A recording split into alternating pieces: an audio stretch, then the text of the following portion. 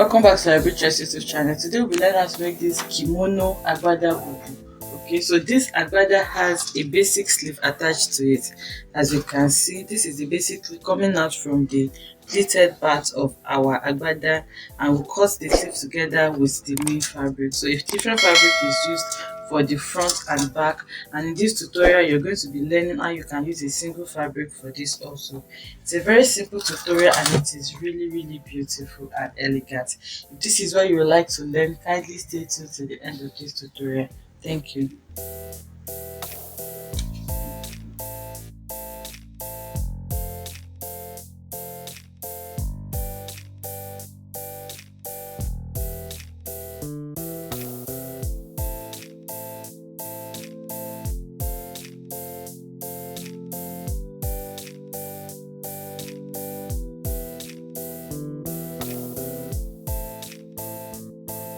Okay, so this bubu has a sleeve. Okay, as you can see, it has a basic sleeve which is separate from, okay, see where the arm is raised, which is separate from the bodice.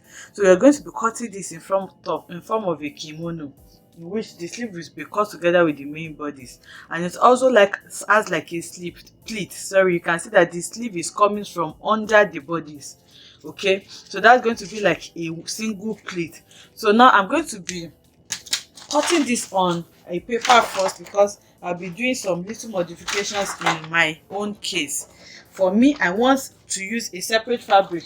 You can see in this tutorial the same fabric was used for both the front and the back part and also the sleeve, but in my own case I want to use a different fabric from the front.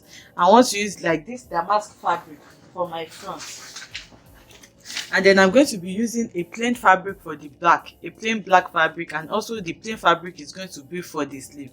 So now I'm going to be cutting mine separately, but if you want to cut it together like we have it here, that's what I'm going to be using a paper for, so that we can see how we'll cut it together. Then I can now cut mine the way I want to cut it, and the method I want to use is also going to save me fabric. That is why I prefer to use it. So now if you are using a single fabric for yours, the first thing you're going to be doing is to fold your fabric into two. So folding your fabric into two means you are folding it together, both the front and the back. You're not going to be having like any shoulder seam, because the piece that you have there is going to be going all the way around to the back. So now after folding it together, we have the front and the back like this.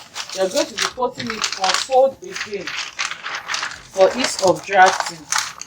So you can see I'm putting it on fold, so I have two for front now and two for back. So now to draft it, the first measurement that you're going to be needing is your shoulder seam. Okay, so let's say the shoulder I'm working with, if the shoulder is 14 inches, you're going to be dividing that by 2. Remember, we folded the front and back also into 2, so that's going to give you around 7 inches. But because this paper is small, so I'm just going to be leaving my shoulder at 4 inches. Okay, so after that, the pleat is going to start from after your shoulder. So the pleat is also going to double as my allowance, so that remember it's a free dress, it cannot be too tight. So to double as my allowance, I'm going to be making my pleat like 4 inches long. So remember, if it's a 4 inches pleat, the pleat is always folded into 2 like this for it to become a pleat. So which means if I'm using 4 inches, I'll have to multiply that by 2. I'll share it 4. By the time I fold this, 4 will be up, 4 will be down, and that's going to be around 8 inches, which is going to be for my allowance. And this pleat that we're talking about is just going to stop around the sleeve area. We're not going to be taking the pleat now, so it means it to open up on the main bodice for it to give it that free allowance that we want. So because I won't have up to 8 inches here, I'm just going to be managing 3 inches as my pleat. So 1.5 is going to be for one pleat, 1.5 is going to be for the other pleat. Okay, then after that, remember I said this is going to be like a kimono, so I'll just measure what I have here. That's my shoulder plus my pleat, and I have around 7 inches here. I'm going to be taking the 7 inches down, and then I'm going to be making it into a straight line. So after making it into a straight line, now I'm going to be cutting my sleeve. I'm going to be drafting the sleeve. So where you want your sleeve to be, you measure from your shoulder to where you want it to be. So let's say if you want it to be on your elbow, which is usually around 12 to 13 inches. But for this tutorial, we'll just use what we have there. So we have that around 5 inches. So now the next thing is to determine your sleeve opening. So when you're measuring your sleeve opening, it shouldn't be too tight. So the round sleeve of where that sleeve is going to stop, you can see the way I'm measuring it. You measure that, and let's say I'm using around 6 inches for that. I'll just leave it at that. So now I'm going to be squaring that, and this is going to be my sleeve. So you can cut it like this, or you can just go in outwards here by 1 inch, and then you give it a smooth curve like this. So after doing that, now we're going to be cutting out our bodice. Okay, so you can see that we are chopping all of this off. That is why if you have enough fabric, it's fine, but if you don't have enough fabric, you can cut it separately like I'm going to be doing. So that is why I want to teach us the two methods. So all these fabrics now, you don't need it again. So after doing this now, I'm going to be showing us how we are going to be folding it on the paper also, because the chalk may not be so visible on the fabric. But for it to be easier for us, I'm just going to be drawing like a mini neckline here, so that we can see what it looks like and we're not going to be confused. So to do your pleat, you will need to open up your bodice, both front and back, like this. You can see that I've opened this up, and my shoulder is from the center front here. This is the center up to this point. This is my shoulder. Then the pleat is from here to here. So this is 3 inches, and like I said, it's going to be 1.5 divided to form one single pleat. So now this pleat, I just want to take it down up to here, and I said I want it to stop around my sleeve. So you can stop it around your sleeve, or just go like 1 or 2 inches below your sleeve, which is what I have here. So the second pleat of the midpoint is just one single pleat. The midpoint of the 3 inches, which is 1.5, I'm just reeling it also, so that we'll see the way I'm going to be folding the pleat. So now at the midpoint of this pleat, of the pleat, you're going to be folding your pleat towards your sleeve, just like this. You can see this is the 1.5 inches side, which is the midpoint. I'm going to be folding it like this. Then after folding it like this, then I'll fold it over. You can see I'll fold it over my sleeve like this. Okay, and then I'm going to hold it up to this point. You can actually sew it. Maybe if you have an invisible thread, or you don't mind your seam showing, but I don't want it to show, so I'm going to be using an hemming gun to hold this together. Then I can use an invisible invisible thread to sew it down later. So once you pleat your sleeve like this and you hold it down, by the time you bring it out, you can see what this is going to look like. Okay? So this is what you will have. You can see that you have your basic sleeve separate from it like this, and then you have your pleat. And like I said, you shouldn't join the shoulder so that it doesn't break this pleat, because this pleat has to run through from the back. You can see the way my hand is centering it all the way to the front. If you join it here on the shoulder before taking your pleat, it means this will have been held together, so it will break your pleat like this. It will not allow it to run from the front all the way to the back. So this is what we're going to be having, and I'm going to be cutting this on my fabric. And like I said, I'm not going to be using one single fabric, so it's not going to run like this. I'm going to be joining it on the shoulder before I start drafting. And also for my sleeve is going to be cut separately. You can see that we have this sleeve together now. I'm just going to, in my case, I'm just going to have something straight like this, then I'll cut the sleeve separately and then join it together, because all this area that we chopped off, I don't want to chop it off. I don't want to waste the fabric there. And then I'm using another color for my sleeve. So I'll cut my main bodice, cut my sleeve, sew my sleeves together before I can now start drafting it. So now I'll bring my fabric now so that we can start cutting. Okay, so I'm going to cut it on my fabric now. And like I said, I'm using this damask fabric for my front and this black plain fabric for my back. So I've not cut anything, I've not cut out the neckline or anything, and I've joined it together. Okay, so this is the front, this is the back, and like I said, my sleeve is going to be this black plain fabric also. So the measurement I used in cutting my sleeve is my round armhole measurement with 1 inch allowance. So my round armhole is 18 inches divided by 2 is going to give me 9 inches. Then I went ahead to add 1 inch allowance to make it 10 inches. Okay, so I just took the 10 inches downwards like that. That's going to be my sleeve opening also, because I don't want the sleeve to be too tight. So now to cut this now, I'm going to be taking it together. I hope you understand that I've already explained in details with the paper. So now I'm going to be taking this together now, and then I'm going to be putting it on fold. So the measurement that I used in cutting my main body, I used my length measurement. That's my full length measurement as the length, and then the width that I used is my shoulder measurement plus the allowance, the allowance that is also going to double as my pleating. So the shoulder measurement that I'm working with is 16 inches divided by 2 is going to give me 8 inches. Then now I added all this as the allowance, which is 10 inches. So 10 inches is going to be 5 inch, which I'm going to be dividing, then I will be pleating over the sleeve. So I hope you get that. So now I'm just going to be removing my neck. So I'm going to be drafting the neckline that I want for this. Then after drafting the neckline, we're going to be pleating it. Okay, so the width, now I've put it on fold. The width of my neckline, I'm using 3.5 inches. I don't want it too wide. And then the depth for the back, I'm going to be using 2 inches. But for the front, remember there's not going to be a zipper here. I'm going to be making it like a V, and then I'm using 7 inches for my front. So from here now, I'm going to be connecting this to be my front, and then this will be my back.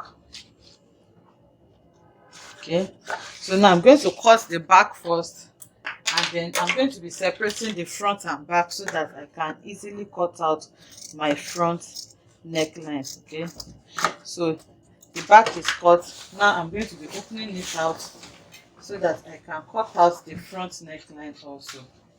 So I hope we understand that. Okay, so now I've marked the neckline on the front, and then I'm going to cut. So this way the neckline will open up enough for it to accommodate the head. So now the next thing now is to fold our plate. So just like I explained in the paper, I'm going to be putting it out here like this.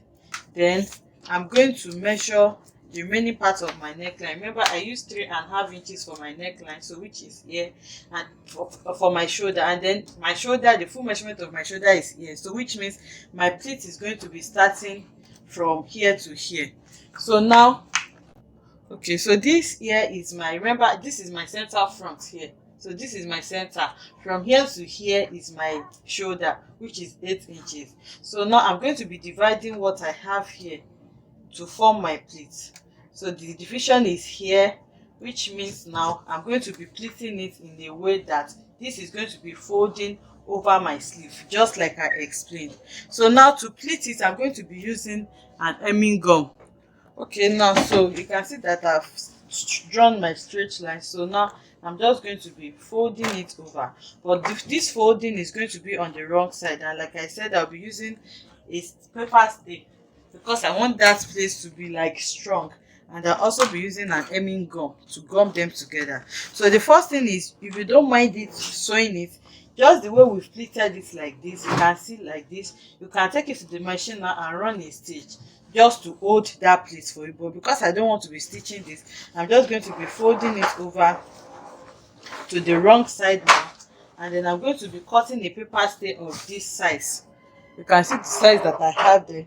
I'm going to be cutting a paper stay. Okay, so now I've cut out this paper stay, and I'm just going to be using it on this area. So now the shiny part of this thing now, but this is actually optional. If you are using a strong fabric, you don't need it, but the fabric I'm using is not so strong. So I'm just going to be gumming this paper stay now using my iron. Then after gumming my paper stay, you can use an hemming gum before the paper stay for it to hold it well for you.